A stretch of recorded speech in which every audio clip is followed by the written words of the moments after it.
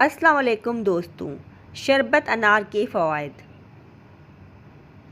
7 ओंस अनार का जूस रोज़ाना 5% के हिसाब से सिस्टोलिक ब्लड प्रेशर को नीचे करता है। इसके अलावा अनार का जूस पीना दांतों को कीड़ा लगने से बचाने का एक कुदरती हल भी है। अनार का ताज़ा रस पीने से बंद रगें भी खुलने लगती हैं, जबकि नज़ला ज़ुकाम में भी इसका जूस इंतहाई मुफीद है। अनार का जूस जहां दिल के लिए मुफीद है, वहीं इसे आम थकावट को दूर करने के लिए एक बेहतरीन मशरूब समझा जाता है। अनार का जूस पीने से कामकाज की तरफ ध्यान की शरह दुगनी हो सकती है। अगर आपको हमारा चैनल पसंद है तो कमेंट, शेयर, लाइक और सब्सक्राइब ज़रूर करिएगा। अल्लाह हाफिज़। मिलते हैं नेक्स्ट वीडियो में।